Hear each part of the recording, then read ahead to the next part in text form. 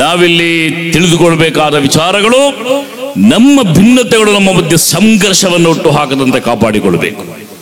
ಭಿನ್ನಾಭಿಪ್ರಾಯ ವಿಷಯ ಅಲ್ಲ. ಇಲ್ಲಿ ನೋಡಿ, ಈ ಮಸೀದಿಯಲ್ಲಿ ನಮಾಜ್ ಮಾಡುವವರು ಯಾರು? ಮುಸಲ್ಮಾನರು. ಸೌಹಾರ್ದ ಹೆಸರಲ್ಲಿ ಈ ಮಸೀದಿಗೆ ಮುಸ್ಲಿಂ ಅಲ್ಲದವರು ಬಂದು ನಮಾಜ್ ಮಾಡಬೇಕು ಅಂತ ನಾವು ಹೇಳ್ತೀವಾ? ಹೇಳುವುದಿಲ್ಲ. ಅದೆಷ್ಟೋ ದೇವಸ್ಥಾನಗಳ ಸೌಹಾರ್ದ ಸಂಗಮಗಳಲ್ಲಿ ಭಾಗವಹಿಸಿದ್ದೇನೆ.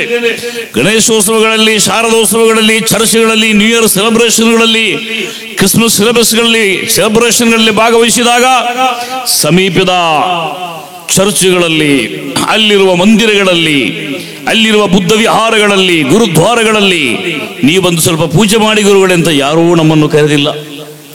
ನಾವು ಯಾವುದೇ ಧರ್ಮದ ಮುಖಂಡರನ್ನ ಇಲ್ಲಿ ಬಂದು ನಮಾಜು ಮಾಡಿಪ್ಪ ಅಂತ ಕರೆಯುವುದಿಲ್ಲ.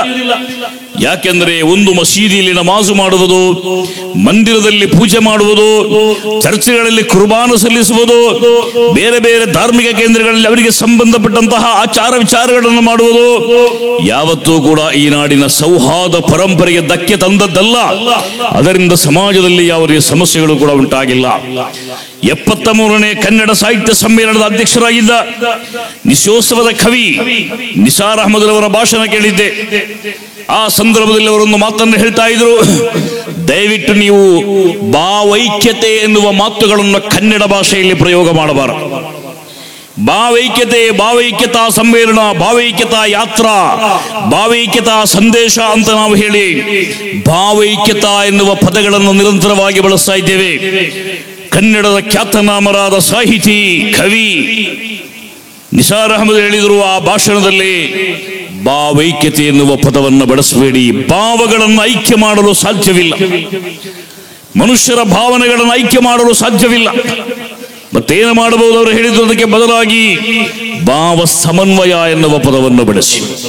ಇಲ್ಲಿ ಬೇಕಾದುದು ಭಾವನೆಗಳ ಐಕ್ಯವಲ್ಲ, ಭಾವನೆಗಳ ಸಮನ್ವಯ, ಭಾವನೆಗಳ ಬ್ಯಾಲೆನ್ಸಿಂಗ್.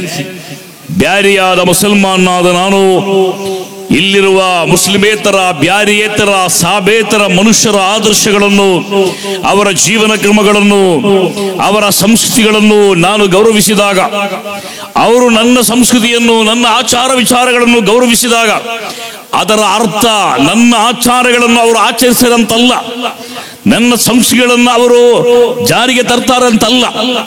ಭಾವೈಕ್ಯತೆ ಅಂದರೆ ಒಬ್ಬ ಹಿಂದೂ ಬಂದು ಮಸೀದಿಯಲ್ಲಿ ನಮಾಜು ಮಾಡಬೇಕು, ಕ್ರಿಶ್ಚಿಯನ್ ಮನುಷ್ಯ ಬಂದು ಟೆಂಪಲ್ ಅಲ್ಲಿ ಪೂಜೆ ಮಾಡಬೇಕು, ಒಬ್ಬ ಮುಸಲ್ಮಾನ್ ಹೋಗಿ ಟೆಂಪಲ್ ನಲ್ಲಿ ಪೂಜೆ ಮಾಡಬೇಕು. ಇದನ್ನು ನಾವು ಭಾಷಾರ್ಥದಲ್ಲಿ ಭಾವನೆಗಳು ಅಂತ ಹೇಳುವಾಗ ಆ ಭಾವನೆಗಳ ಐಕ್ಯತೆ ಬಗ್ಗೆ ಮಾತನಾಡಬೇಡಿ, ಭಾವಗಳ ಸಮನ್ವಯ ಮಾಡಿ ಎನ್ನುವ ವಿಚಾರವನ್ನು ಹೇಳಿದರು. ಭಾವಗಳನ್ನು ಸಮನ್ವಯ ಮಾಡುವಂತಹ ಒಂದು ಸಮ್ಮೇಳನವಾಗಿದೆ ಇದು. ಇಲ್ಲಿ ನೋಡಿ ಅದೆಷ್ಟು ಮಂದಿ ಇದ್ದಾರೆ.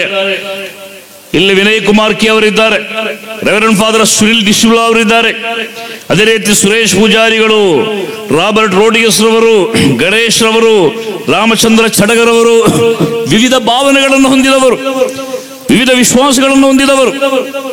ಯಾವ ಕಾರಣಕ್ಕಾಗಿ ಅವರ ಭಾವನೆಗಳು ಮತ್ತು ವಿಶ್ವಾಸಗಳು ಒಂದೇ ಸ್ಟೇಜ್ ಅಲ್ಲಿ ಕುಳಿತುಕೊಳ್ಳಲು ಅಡ್ಡಿಯಾಗಿಲ್ಲ ಅಂತಾದರೆ, ನಾನು ಹೇಳ್ತಾ ಇದ್ದೇನೆ, ನಿಮ್ಮ ವಿಭಿನ್ನವಾದ ಭಾವನೆಗಳು, ನಿಮ್ಮ ವಿಭಿನ್ನವಾದ ಆಚಾರ ವಿಚಾರಗಳು ಒಂದು ವೇದಿಕೆಯಲ್ಲಿ ಕುಳಿತುಕೊಳ್ಳಲು ಅಡ್ಡಿಯಾಗುವುದಿಲ್ಲವಾದರೆ, ಒಂದು ನ್ಯೂ ಪ್ರಿಂಟಿನಲ್ಲಿ ಹೆಸರುಗಳು ಜೊತೆ ಜೊತೆಯಾಗಿ ಬರುವುದಕ್ಕೆ ಅಡ್ಡಿಯಾಗುವುದಿಲ್ಲವಾದರೆ, ಇದೇ ರೀತಿಯಲ್ಲಿ ಸಮಾಜದಲ್ಲಿ ಒಗ್ಗಟ್ಟಾಗಿ ಬದುಕುವುದಕ್ಕೂ ಕೂಡ ನಮ್ಮ ಭಾವನೆಗಳು ಅಡ್ಡಿಯಾಗಬಾರದು ಎನ್ನುವುದು ಇಂದಿನ ಈ ಸೌಹಾರ್ದ ಸಮ್ಮೇಳನದ ಅತ್ಯಂತ ಪ್ರಮುಖವಾದಂತಹ ಸಂದೇಶವಾಗಿದೆ.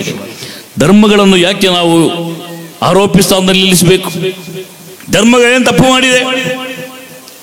ಧರ್ಮ ಸೌಹಾರ್ದ ಸಂಗಮ ಅಂತ ಇಲ್ಲಿ ಬರೆದಿರುವ ಉದ್ದೇಶ ಏನಂದ್ರೆ, ಧರ್ಮಗಳಲ್ಲಿ ಹೇಳಿರುವ ಸೌಹಾರ್ದದ ಸಂದೇಶವನ್ನು ಹೇಳಲಿಕ್ಕಾಗಿ, ಅದೇ ಸಂದರ್ಭದಲ್ಲಿ ಧರ್ಮದ ಮಧ್ಯೆ ಸಮನ್ವಯ ಸಾಧನೆ ಮಾಡುವುದಕ್ಕಾಗಿ ಅಲ್ಲ. ಇಲ್ಲಿ ಗುಣ್ಮಿ ಮಸೀದಿಯವರು ಸರ್ವಧರ್ಮ ಸೌಹಾರ್ದ ಮಾಡಿರುವುದು ಸರ್ವಧರ್ಮದವರು ಸೌಹಾರ್ದದ ಬಗ್ಗೆ ಏನು ಹೇಳ್ತಾರೆ ಎನ್ನುವುದನ್ನು ತಿಳಿಸಲಿಕ್ಕಾಗಿ. ಇಸ್ಲಾಂ ಧರ್ಮದ ಬಗ್ಗೆ ನಾನು ಹೇಳಬೇಕು, ಅದೇ ರೀತಿ ಉಳಿದ ಧರ್ಮಗಳ ಬಗ್ಗೆ ಪದಗಳಲ್ಲಿ ಹೇಳ್ತಾರೆ. ಆ ರೀತಿ ಒಂದು ಉತ್ತಮವಾದ ನಾಡನ್ನು ಸೃಷ್ಟಿ ಮಾಡುವಂತಹ ಪ್ರಯತ್ನಗಳನ್ನು ಮಾಡಬೇಕು. ನೀವು ಬಂದ ಮೇಲೆ ಬಾಂಗ್ ಅಜಾನ್ ಕೊಟ್ಟರು ಅಂತ ಗೊತ್ತಿಲ್ಲ. ಇಲ್ಲಿ ಸೂರ್ಯಾಸ್ತದ ನಂತರ 2 ಅಜಾನ್ಗಳು ನಡೆದಿದೆ. ಅದಕ್ಕೆ ಬಾಂಗ್ ಅಂತ ಕರೀತಾರೆ, ಅರಬಿ ಭಾಷೆಯಲ್ಲಿ ಅಜಾನ್ ಅಂತ ಕರೀತಾರೆ. ಈ ಅಜಾನ್ ಅಲ್ಲಿ ಏನು ಹೇಳ್ತಾರೆ, ಅದರ ಸಂದೇಶಗಳೇನು, ಆ ಸಂದೇಶ ಕೇವಲ ಮುಸಲ್ಮಾನರಿಗೆ ಮಾತ್ರ ಸೀಮಿತವ? ಅಲ್ಲಾಹು ಅಕ್ಬರ್ ಅಂತ ಪ್ರಾರಂಭವಾಗುವ ಅದಾನ್ಗಳಲ್ಲಿ ಅಲ್ಲಾಹು ಅಕ್ಬರ್ನ ಮೆಸೇಜ್ ಏನು? ಜಗತ್ತಲ್ಲಿ ಯಾರೇ ಆರಾಧನೆ ಮಾಡುವ, ಯಾರೇ ಪೂಜಿಸುವ, ಯಾವ ಧರ್ಮದವರು, ಯಾವ ಕುಲದವರು, ಯಾವ ವರ್ಗದವರು ಈ ಜಗತ್ತಲ್ಲಿ ಒಂದು ವಿಶಿಷ್ಟವಾದ ಶಕ್ತಿಯನ್ನು ಪೂಜೆ ಮಾಡ್ತಾ ಇದ್ದಾರೆ. ಜಗತ್ತನ್ನು ಸಂರಕ್ಷಣೆ ಮಾಡುವ, ಜಗತ್ತನ್ನು ಸೃಷ್ಟಿ ಮಾಡಿರುವ, ಜಗತ್ತನ್ನು ಸೃಷ್ಟಿ ಸ್ಥಿತಿ ಸಂಹಾರಕರ್ತನಾಗಿರುವ ಜಗನ್ನಿಯಂತಕನಾದ, ಜಗದೊಡೆಯನಾದ, ಜಗತ್ ಪ್ರಭುವನ್ನು ಆರಾಧನೆ ಮಾಡುವಂತಹ ಎಲ್ಲ ಮನುಷ್ಯರು ಕೂಡ ಮುಸಲ್ಮಾನರು ಆರಾಧನೆ ಮಾಡುವ ಅಲ್ಲಾಹುವೇ ಗ್ರೇಟ್. ನಾನ್ ಮುಸ್ಲಿಮ್ಸ್ ಆರಾಧನೆ ಮಾಡುವ ಉಳಿದ ದೇವರುಗಳು ಸಣ್ಣವರು ಅಂತ ಅರ್ಥ ಅಲ್ಲದದ್ರು. ನಾವು ಈ ಜಗತ್ತನ್ನು ಪರಿಪಾಲನೆ ಮಾಡುವ, ಸೃಷ್ಟಿ ಮಾಡುವ ಶಕ್ತಿಯನ್ನ ಅರಬಿಕ್ ಭಾಷೆಯಲ್ಲಿ ಅಲ್ಲಾಹ್ ಅಂತ ಕರೀತೇವೆ. ಅದರ ಅರ್ಥ ಈ ಜಗತ್ತನ್ನು ಸೃಷ್ಟಿ ಮಾಡಿದವನು ಯಾರು? ದೇವರಲ್ಲಿ ನಂಬಿಕೆಯನ್ನಿಟ್ಟುಕೊಂಡವರು, ದೇವರ ಮಹಿಮೆಯನ್ನು ಒಪ್ಪಿಕೊಳ್ಳುವವರು, ದೇವರಿಗಾಗಿ ಅರ್ಚನೆಗಳನ್ನು ಮಾಡುವವರು, ದೇವೋಪಾಸನೆಗಾಗಿ ಒಂದು ದಿವಸದಲ್ಲಿ ಅನೇಕ ಸಮಯವನ್ನು ಮೀಸಲಿಡುವವರು. ಅಂತಹ ಎಲ್ಲ ಮಅಬೂದುಗಳಲ್ಲಿ ಅಂತಹ ಸರ್ವಶಕ್ತನಾದ ಆ ಪ್ರಪಂಚಕರ್ತ ಅವನು ಮಹಾನ್ ಅಂತ ಹೇಳಿದಾಗ, ಮುಸಲ್ಮಾನರ ದೇವ ಮಾತ್ರ ಮಹಾನ್ ಅಂತ ಹೇಳಿದಾಗ ಅದಕ್ಕೆ ಅರ್ಥ ಬರುವುದಿಲ್ಲ. ಅದಕ್ಕೆ ಏನರ್ಥ ಬರ್ತದೆ? ಜಗತ್ತನ್ನ ಕಂಟ್ರೋಲ್ ಮಾಡುವ ಶಕ್ತಿ ಯಾರಿದೆ, ಜಗತ್ತನ್ನು ಸೃಷ್ಟಿ ಮಾಡಿರುವ ಶಕ್ತಿ ಯಾವುದಿದೆ, ಆ ಶಕ್ತಿಗಿಂತ ಮಿಗಿಲಾದ ಒಂದು ಶಕ್ತಿ ಇಲ್ಲ. ಬೇರೆ ಬೇರೆ ಹೆಸರಲ್ಲಿ ಆ ಅಲ್ಲಾಹನನ್ನು ನೀವು ಕರೀಬಹುದು. ನಾವು ಸಾಮಾನ್ಯವಾಗಿ ನಮ್ಮ ಮಾತುಗಳಲ್ಲಿ ಅರಬಿಕ್ ಭಾಷೆಯನ್ನು ಹೆಚ್ಚಾಗಿ ಹಚ್ಚಿಕೊಂಡಿದ್ದರೆ ಅರಬಿಕ್ ಭಾಷೆಯಲ್ಲಿ ನಾವು ಅಲ್ಲಾಹ್ ಅಂತ ಕರೀತೇವೆ.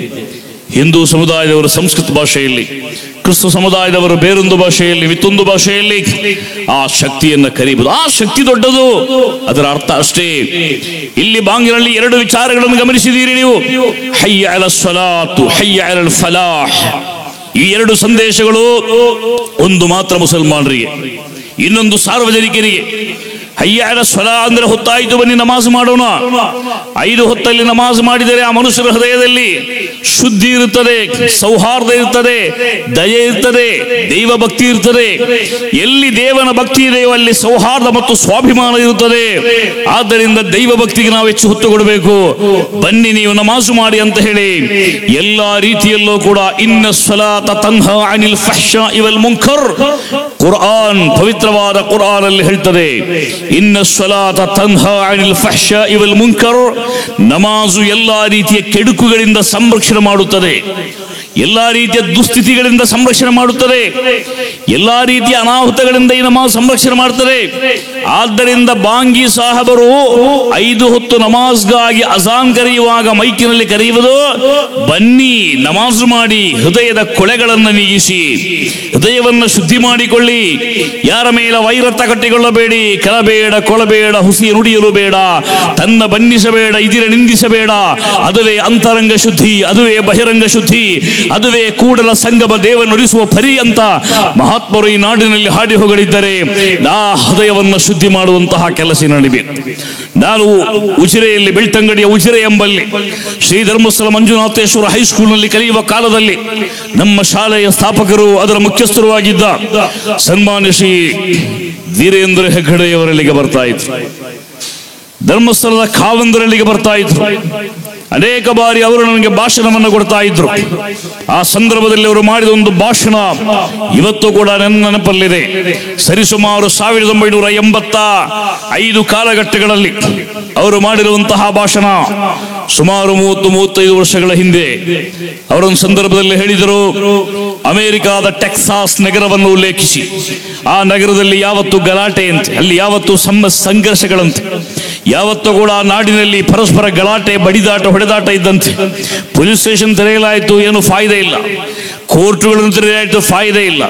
ಟೆಕ್ಸಾಸ್ ಗವರ್ನರ್ ಕಟ್ಟುನಿಟ್ಟಾದಂತಹ ನಿಯಮಗಳನ್ನು ತಂದರು, ನೋ ಫಾಯ್ದಾ. ಅಲ್ಲಿ ಬೇರೆ ಬೇರೆ ಬಿಗಿಯಾದ ಕಾನೂನುಗಳನ್ನು ತರಲಾಯಿತು. ಮನುಷ್ಯರ ಬಡಿದಾಟವನ್ನು ತಪ್ಪಿಸಲಿಕ್ಕೆ ಏನು ಪ್ರಯೋಜನ ಆಗಿಲ್ಲ. ಹೆಗ್ಗಡೆಜಿ ಅವರು ಹೇಳಿದಿರುವತ್ತು, ಟೆಕ್ಸಾಸ್ ನಲ್ಲೊಂದು ಪ್ರಾರ್ಥನಾ ಮಂದಿರವನ್ನು ಪ್ರಾರಂಭ ಮಾಡಲಾಯಿತು. ಟೆಕ್ಸಾಸ್ ನಗರದಲ್ಲಿ ಪ್ರಾರ್ಥನಾ ಮಂದಿರವನ್ನು ಪ್ರಾರಂಭ ಮಾಡಿದಾಗ ಜನರೆಲ್ಲರೂ ಪ್ರಾರ್ಥನೆಗಳು ಹೋಗಿ ಶುರು ಮಾಡಿದರು. ಯಾವಾಗ ಟೆಕ್ಸಾಸ್ ನಗರದಲ್ಲಿ ಒಂದು ಮಹಬದ್, ಒಂದು ಹೋಲಿ ಪ್ಲೇಸ್, ಒಂದು ದೇವಸ್ಥಾನ, ಒಂದು ದೇವರ ಮಂದಿರ ಯಾವಾಗ ಪ್ರಾರಂಭವಾಯಿತೋ, ಆ ದೇವರ ಮಂದಿರಕ್ಕೆ ಆ ಊರವರು ಯಾವಾಗ ಸಂಘರ್ಷ ಮಾಡಲಿಕ್ಕೆ ಪ್ರಾರಂಭವಾದರು, ಅಂದಿನಿಂದ ಊರಿನ ಗಲಾಟೆ ನಿಂತು ಹೋಯಿತು, ಸಂಘರ್ಷಕ್ಕೆ ಕಡಿವಾಣ ಬಿತ್ತು ಎನ್ನುವ ಮಾತನ್ನ ಹೆಗ್ಗಡೆಯವರು ಹೊತ್ತು ಹೇಳಿದ್ದು ಇವತ್ತು ಗುರುನಿಗೆ. ಆದ್ದರಿಂದ ಈ ಮಂದಿರಗಳು ಬರಬೇಕು. ಹಿಂದೂ ಸಮುದಾಯದವರು ಪೂಜೆ ಮಾಡುವಂತಹ ಮಂದಿರಗಳು ಬರಬೇಕು. ಕ್ರಿಸ್ತು ಧರ್ಮದವರ ಇಗರ್ಜಿಗಳು ಬರಬೇಕು.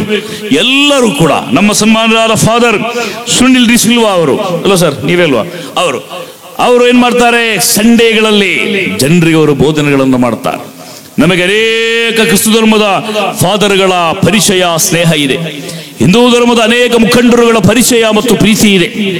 ನಾನು PhD ಮಾಡುವ ಸಂದರ್ಭದಲ್ಲಿ ನಮಗೆ ಅಲ್ಲಿ ಎಲ್ಲ ದಿನಗಳಲ್ಲೂ ಕೂಡ ಒಂದೊಂದು ಧರ್ಮದ ಪ್ರಾರ್ಥನೆಗಳನ್ನು ಹೇಳಬೇಕಾಗಿತ್ತು.